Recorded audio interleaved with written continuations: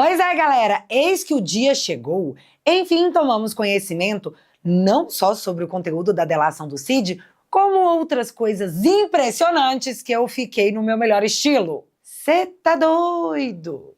Mas é claro que o que nos deixa chocado não é explorado pela velha mídia tradicional que recebe uma penca de dinheiro público e, de quebra, morre de ranço do Bolsonaro. Dito isso, não se preocupe, os pontos mais críticos aos quais eles estão fingindo demência, eu vou contar aqui. E quem dera fosse apenas o fato de... Pensa bem, hein? Seu pai, sua esposa, sua filha... Quem dera. O buraco é mais embaixo. E quando você conhecer o fato, provavelmente também vai ficar doido. Bora então enlouquecer todo mundo junto?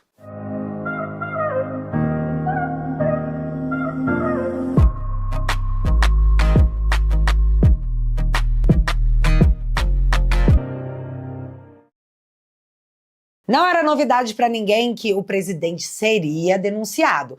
Mas eu confesso que, quando vi a denúncia do Gonê pedindo 38 anos, eu fiquei bem impressionada. Ele pediu pena máxima para o presidente e 36 anos para todo o resto. Após o oferecimento da denúncia, a gente foi lá ver o que de tão grave rolou. E, na minha opinião, foi uma grande coletânea de nada. Mas essa foi só a minha opinião. A opinião de juristas e da imprensa foi outra. Tipo, PGR diz que Bolsonaro concordou com o plano para matar Lula, mas não comprova? Ou seja, se não prova, vou concordar com uma acusação tão séria porque... alguém disse. Outra, PGR turbina acusações contra Bolsonaro com conclusões que nem a Polícia Federal, que fez as investigações, bancou. Investigação mostra clara articulação golpista no final de 22, mas alguns pontos seguem com frágil comprovação. E o porquê disso?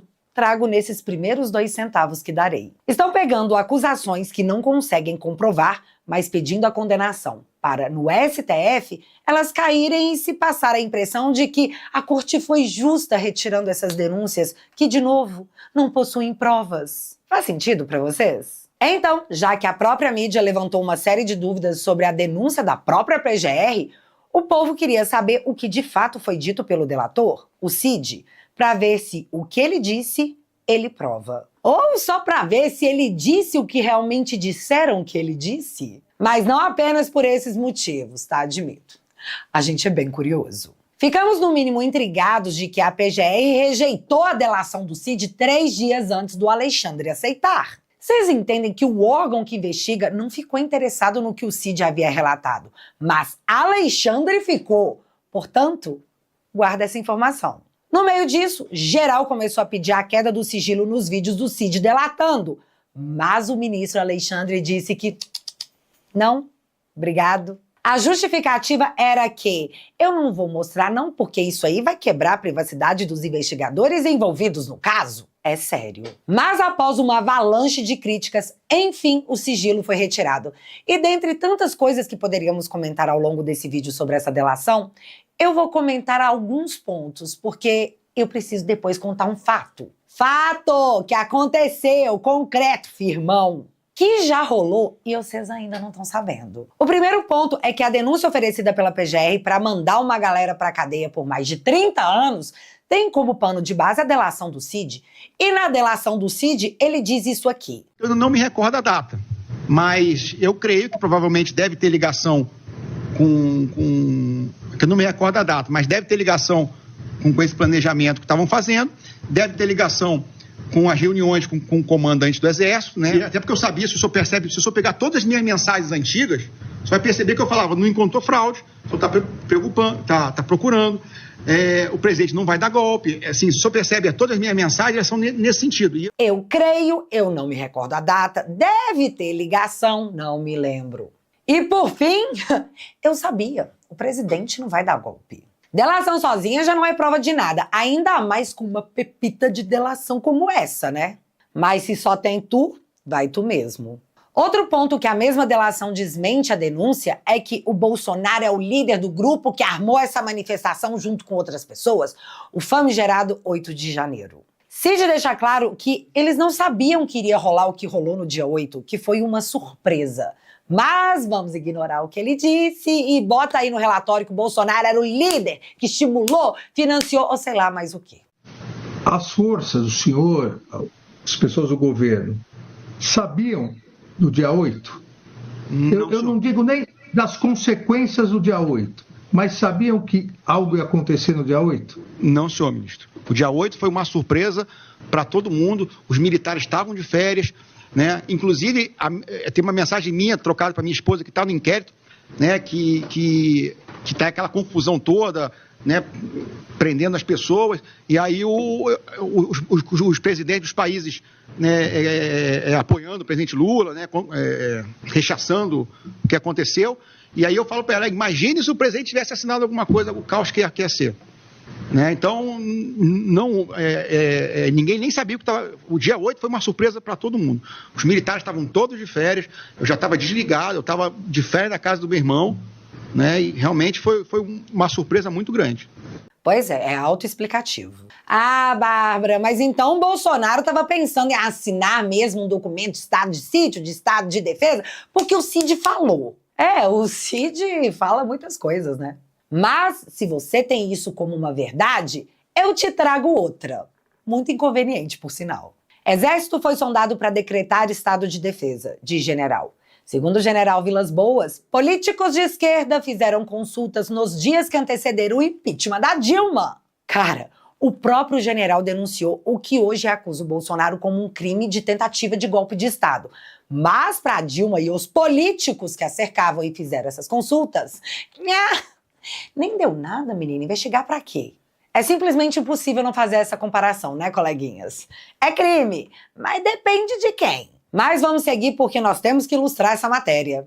Veja o momento em que Moraes ameaça prender Cid por omissão em acordo. Após a ameaça, Cid muda a versão e citou a atuação de militares em plano contra ministro. E aí, antes de você ver ou rever esse grande momento, eu preciso deixar uma coisa clara para todos vocês. Eu agradeço o esclarecimento jurídico da doutora Thaís Arias Muquice no âmbito do direito brasileiro. Ponto 1. Lei do Abuso de Autoridade número 13.869. O juiz está extrapolando sua função ao usar a ameaça como meio de coerção. O artigo 9º da lei prevê crime quando o magistrado decreta medida privativa de liberdade sem amparo legal. Ponto 2. Coação no curso do processo. Artigo 344 do Código de Processo Penal. Ameaçar alguém para que diga algo específico é crime, podendo gerar pena de reclusão. Ponto 3. Violação do devido processo legal e da voluntariedade da colaboração. Lei 12.850. A colaboração premiada deve ser espontânea, sem coerção ou ameaça, sob risco de nulidade. Ponto 4. Imparcialidade do juiz. Artigo 254 do Código de Processo Penal.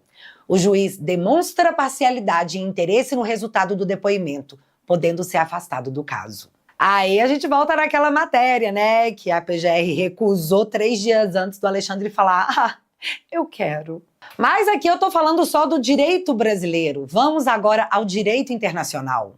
1. Convenção Americana sobre Direitos Humanos, o Pacto São José da Costa Rica, artigos 8 e 25. Garante direito a um julgamento justo e imparcial e proíbe coerções para obtenção de provas ou confissões. 2. Pacto Internacional sobre Direitos Civis e Políticos, artigo 14. Assegura direito de defesa e não incriminação e também proíbe ameaça para obter testemunhos forçados. 3. Convenção contra a Tortura da ONU, artigo 1º e 15º. Qualquer forma de coerção psicológica ou ameaça para extrair informações pode ser considerada cruel, desumano e degradante, além de proibir o uso de provas sob ameaça. E aqui eu só quis trazer algumas leis. As consequências dessas condutas podem levar à nulidade do processo, à responsabilização do juiz de forma administrativa, penal e civil, e até mesmo à condenação do Estado brasileiro em tribunais internacionais, caso não haja punição adequada. Dito tudo isso, habilitar uma reflexão maior do colaborador com seus advogados, para que esclareça omissões, contradições na sua colaboração, sob pena não só da decretação de prisão, como também da cessação da consequente rescisão da colaboração, e eventual rescisão englobará inclusive a continuidade das investigações e responsabilização do pai do investigado, de sua esposa e de sua filha maior. Eu gostaria... Graças a Deus eu não preciso dar mais 2 centavos sobre esse tema, já que temos a manifestação pública de juízes da própria Suprema Corte sobre esse tipo de situação, né? Porque as pessoas só eram soltas, ministro Fachin, liberadas depois de confessarem e fazer acordo de leniência. Isto é uma vergonha e nós não podemos ter esse tipo de ônus. Coisa de pervertidos. Claramente se tratava de prática de tortura. Galera, o Braga Neto tá preso há mais de 2 meses. E essa aqui foi a declaração do advogado dele essa semana. Claro, acho que tem que ter um cuidado com esse processo que está só começando. E que a defesa, e que eu vou pontuar isso várias vezes, eu não tive o direito de defesa assegurado. Não tive acesso aos autos, pedi para meu cliente ser ouvido, Ministério Público e Polícia Federal. Quem ouvir, né? Quem tem o trabalho de ouvir quem está sendo investigado, imagina, que bobagem. É surreal. Mas se é para falar em declaração de advogados, eu tenho outra bem forte, que é a do advogado do Bolsonaro respondendo à pergunta se ele iria pedir a anulação da delação do Cid. Evidentemente que sim. O surpreendente é que eu tenha que pedir a anulação. E o mais surpreendente é que é o seguinte, como eu disse, nós estamos tratando de um processo de golpe de Estado que seria um golpe no Estado democrático. Um golpe na democracia. Mas, curiosamente, quando nós estamos vendo o que se sucedeu a respeito dessa delação, cadê os juristas? Cadê? Cadê os advogados que criticaram a Lava Jato? Cadê? Qual é o recado que nós vamos passar para o país? Qual? Admitindo uma delação como essa? Não se enganem, a jurisprudência do julgamento do Collor influenciou o Brasil por 20 anos. Essa também vai influenciar. Então, nós precisamos ter cuidado, porque é grave o que está acontecendo. E aí, grupo Prerrogativas? Grupo de advogados que militou juridicamente contra os tais abusos da Lava Jato. Vocês estão caladinho, hein? Por quê? Pergunta muito retórica. E galera, pra quem ainda não entendeu, a polícia mandou prender o Cid porque ele fez a delação e depois vazou um áudio, confirmado por ele, onde ele dizia que estava sendo coagido a dizer coisas que a Polícia Federal queria ouvir. Eles são a lei agora. A lei já acabou há muito tempo. A lei é eles. Eles são a lei. O Alexandre de Moraes é a lei. Ele prende, ele solta quando ele quiser, como ele quiser, com o Ministério Público, sem Ministério Público, com acusação, sem acusação. Pela lei, a delação estaria anulada e fim. Mas Alexandre, mega benevolente ele, decidiu dar mais uma chance. Aí ele mesmo foi lá falar com o Cid e então aconteceu o que vocês viram. Mas fica tranquilo, a democracia está sendo salva, portanto não atrapalha. Dito essas coisas, eis o ponto mais grave e incrivelmente inacreditável que estão disponíveis nos documentos liberados pelo próprio ministro Alexandre.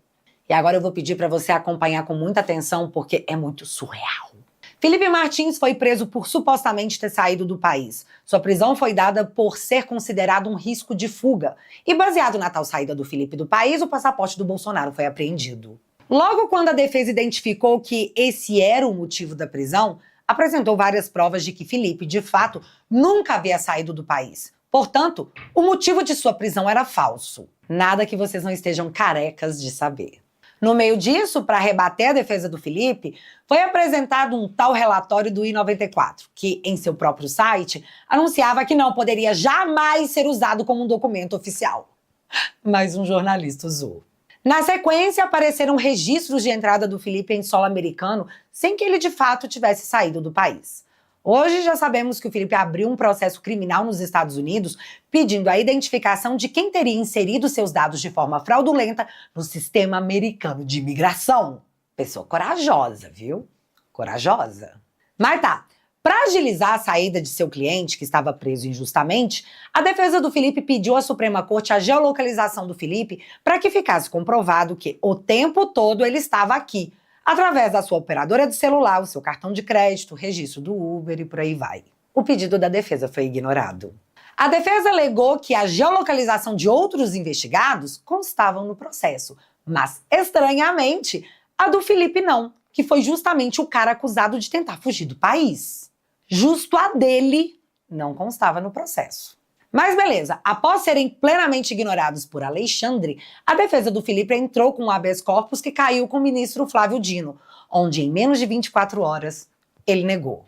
A sequência disso foi o ministro Alexandre atendendo a defesa e dizendo o seguinte, abre aspas, para melhor análise da situação, para fins de se esclarecer se o investigado esteve em território norte-americano ou permaneceu no Brasil, defiro parcialmente o requerimento da defesa do Felipe e que se intime a empresa Uber, que confirmará que o peticionante estava em solo brasileiro. A TIM, que fornecerá a geolocalização do Felipe, e também a Latam para confirmar a presença do Felipe num voo de Brasília para Curitiba, que ocorreu no dia 31 de dezembro. O da Latam a defesa já havia apresentado, mas ele pediu mesmo assim.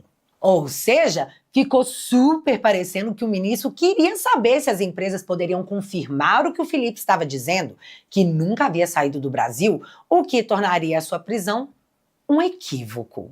Sim, eu tenho que dizer equívoco, senão você já sabe, né? Aí, com as provas fornecidas pela Uber, pela TIM e pela Latam, o GONE, ou PGR, disse que, dentre as informações colhidas, ficou comprovado com razoável segurança que o Felipe nunca tinha saído do Brasil e que, agora que a questão estava esclarecida, ele se manifestava pela soltura do Felipe.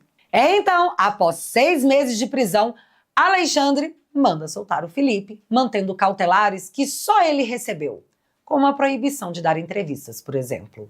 Aí, diante de tudo isso que eu te relatei, fica parecendo que o ministro Alexandre foi levado ao erro por uma possível fraude nos Estados Unidos que ainda não sabemos quem produziu. Mas acredite, saberemos. E que, já que agora estava tudo comprovado, que ele nunca saiu do Brasil, pode soltar. Soltura meia boca, né? Tipo, mantém a boca fechada. E é aí que entra um grande plot twist. Com a queda do sigilo da delação do Cid, também foi divulgada as diligências que levaram à prisão do Felipe. E aí vocês não imaginam o tamanho da surpresa ao perceber que, em outubro de 2023, 4 meses antes da prisão do Felipe, a própria Polícia Federal já havia pedido a geolocalização dele. A exata mesma geolocalização que foi usada para soltá-lo. Lembra que eu falei que no inquérito haviam as geolocalizações de outros investigados, mas do Felipe não? Pois é, nem precisava da defesa do Felipe ter pedido algo que a própria polícia já havia pedido.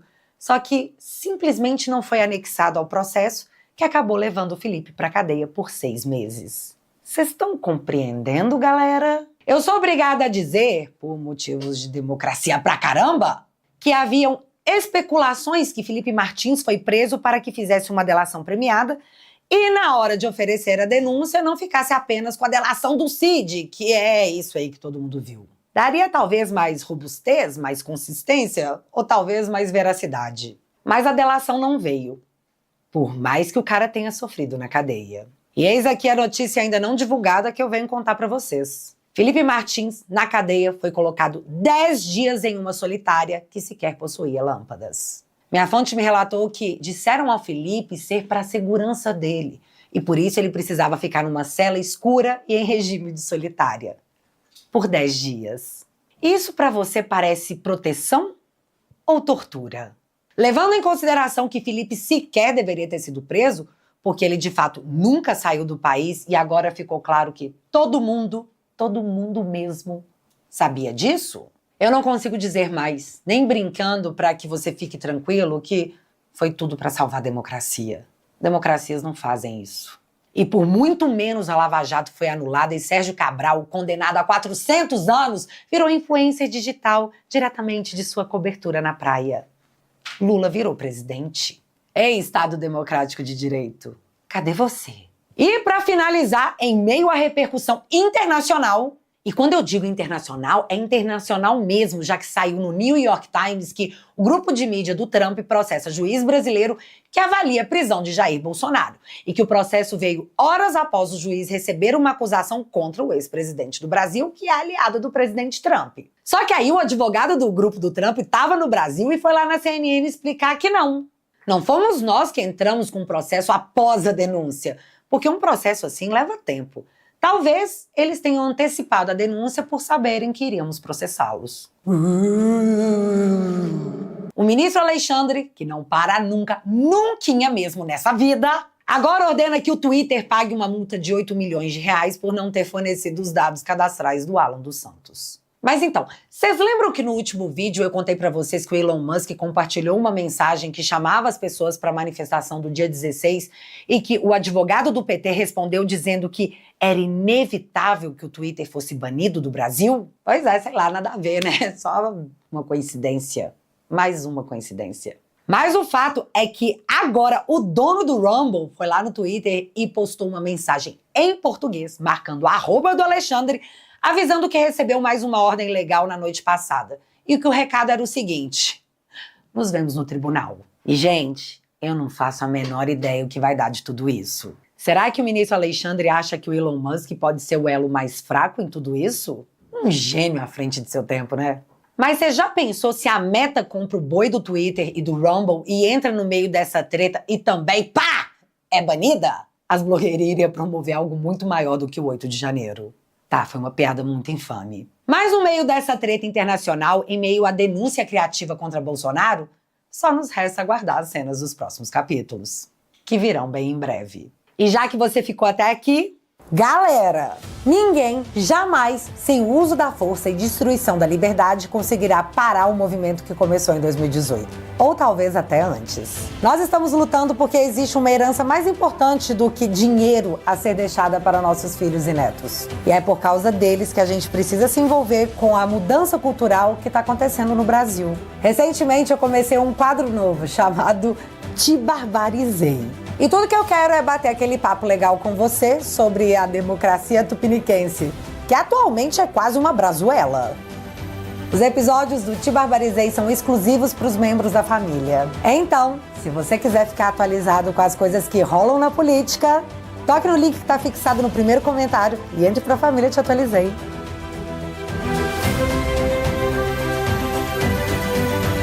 Então, guerra cultural é com nós, né, fiote? Portanto, eu te peço para assinar minha plataforma no Plano Vitalício, porque além de financiar o meu trabalho e a minha defesa na busca pelo Estado Democrático de Direito, que eu não irei desistir dele, você leva de brinde esse boné maravilhoso para você usar, inclusive, na manifestação. Porque se eles são maus, nós é mal também. Isso além de receber acesso a todo o conteúdo exclusivo da plataforma para maratonar quando quiser. Para quem não puder assinar o Plano Vitalício, dá aquela mega moral no plano mensal, que é mais barato que um cachorro quente e faz toda a diferença por aqui. O que eu desde já agradeço muito. O link vai estar fixado aqui no primeiro comentário. E valeu! Mas agora eu quero saber de vocês. Você acha que o Bolsonaro vai ser condenado? Me conta aqui nos comentários que eu quero saber. Se você ainda não é inscrito aqui no meu canal, meu amigo, se inscreve e deixa seu like. Porque você já sabe, acontecendo alguma coisa de relevante ou irrelevante, a gente volta. Beijos, galera! Fui!